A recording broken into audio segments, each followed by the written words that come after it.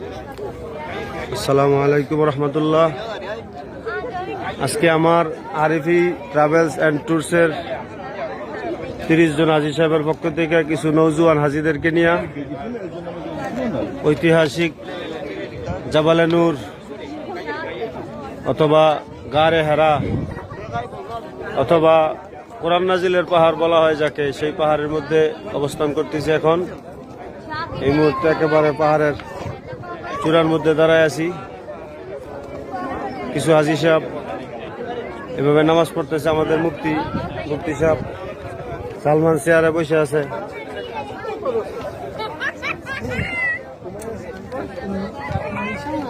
অন্য হাজি সাহেবরা গুহার মধ্যে গেছে।